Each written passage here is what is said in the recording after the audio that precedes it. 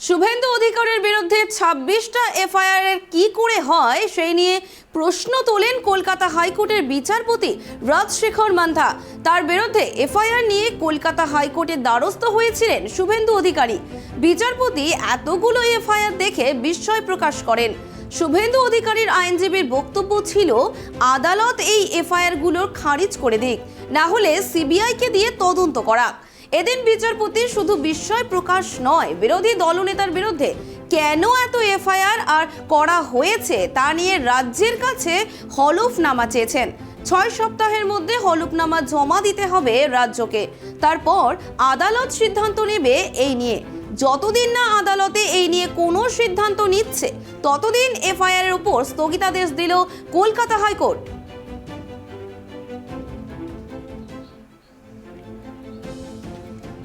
এই বিষয়ে আরো বিস্তারিত জেনে নেব আমাদের প্রতিনিধি রাজীব দত্তর কাছ থেকে। রাজীব, দেখো, প্রথমেই বলি যে শুভেন্দু অধিকারী রাজ্যের বিরোধী দলনেতা, তিনি কলকাতা হাইকোর্টের দ্বারস্থ হয়েছেন। তার অভিযোগ কলকাতা হাইকোর্টের কাছে যে তার বিরুদ্ধে ২৬টা এফআইআর করা হয়েছে। জানি না তার থেকে বেশি করা হয়েছে কিনা। তিনি ২৬টা এফআইআর কোন কোন থানায় করা হয়েছে তার একটা তালিকা তিনি কলকাতা হাইকোর্টে জমা করেছেন এবং তিনি দাবি করেছেন যে এই এফআইআর গুলো করা হয়েছে উদ্দেশ্য প্রণোদিত ভাবে, এবং আদালত এর বিরুদ্ধে ব্যবস্থা নিক, হয় এফআইআর গুলো বাতিল করা হোক, না হলে সিবিআই এর মতো এজেন্সিকে তদন্ত করা হোক কেন এফআইআর গুলো করা হলো। আজকে জাস্টিস রাজশেখর মান্থার এজলাসে এই বিষয়টা ওঠে, শুনানি চলে, দীর্ঘক্ষণ শুনানি হয় এবং শুনানি চলাকালীন সরকারি আইনজীবীর কাছে জাস্টিস রাজশেখর মান্থা বিচারপতি জানতে চান যে কেন তিনি নিজেই বিস্ময় প্রকাশ করেন, কেন এত এফআইআর করা হয়েছে, বিরোধী দলনেতা তাকে কেন দাবিয়ে রাখা হবে। ঠিক এইরকম মন্তব্যই কিন্তু জাস্টিস বিচারপতি করেন এবং সেই সঙ্গে তিনি নির্দেশ দেন যে কোনোভাবে এখন এই ব্যবস্থা নেওয়া যাবে না, যতদিন না আদালত কোনো কিছু বলছে ততদিন পর্যন্ত এই এফআইআর এর বিরুদ্ধে, শুভেন্দু অধিকারীর বিরুদ্ধে কোনো আইনত ব্যবস্থা পুলিশ নিতে পারবে না। তার উপর সেটা স্থগিতাদেশ দিয়েছেন, অর্থাৎ তিনি স্থগিতাদেশ দিলেন। সেই সঙ্গে তিনি রাজ্য সরকারকে নির্দেশ দিয়েছেন যে ৬ সপ্তাহের মধ্যে হলফনামা দিয়ে জানাতে হবে যে কেন এত এফআইআর করা হয়েছে, ২৬টি এফআইআর করা হয়েছে কেন, এবং কি কি কারণে করা হয়েছে, কোথায় কোথায় করা হয়েছে, কি কি অভিযোগ তার বিরুদ্ধে রয়েছে, সমস্ত ডিটেলস জানাতে হবে।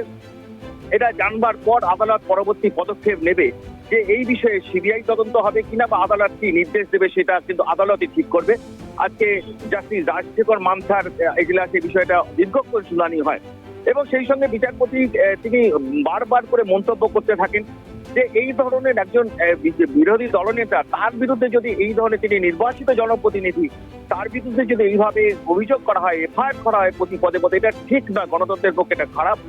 এবং তিনি উষ্মা প্রকাশ করেন যে এটা হতে পারে না এবং একজন বিরোধী দলনেতাকে হঠাৎ সব জায়গায় আটকে দেওয়া হবে, এফআইআর করা হবে, এটা কিন্তু হতে পারে না।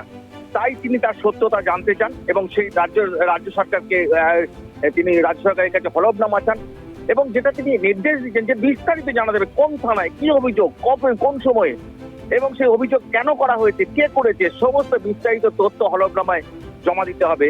এটা জাস্টিস রাজশেখর মান্থা আজকে নির্দেশ দিয়েছেন এবং যতদিন না আদালত কোনো পুনরায় নির্দেশ দিচ্ছে ততদিন শুভেন্দু অধিকারীর বিরুদ্ধে যে অভিযোগগুলো হয়েছে সেই নিয়ে কোনো পদক্ষেপ সরকার করতে পারবে না।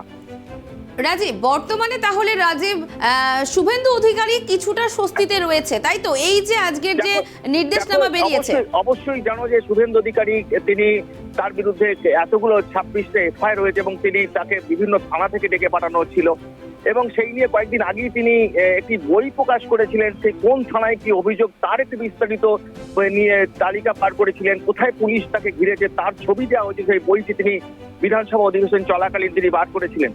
আজকে কিন্তু তিনি এই হাইকোর্টের এই নির্দেশের পরে অনেকটা স্বস্তিতে বলতে পারে, অর্থাৎ যখন তখন তার পুলিশ ডেকে পাঠাতে পারবে না, কারণ আদালত স্থগিতাদেশ দিয়েছে। পরবর্তী ক্ষেত্রে আদালত কি নির্দেশ দেয়, কারণ শুভেন্দু অধিকারীর একটাই দাবি ছিল, আজকে শুভেন্দু অধিকারীর আইনজীবীর একটাই দাবি ছিল যে কেন তার বিরুদ্ধে অভিযোগগুলো করা হয়েছে, এফআইআর করা হয়েছে, সেই অভিযোগের হয় বাতিল করা হোক, না হলে কিন্তু সিবিআই তদন্ত, কি উদ্দেশ্যে করা হয় তার জন্য সিবিআই তদন্ত হোক।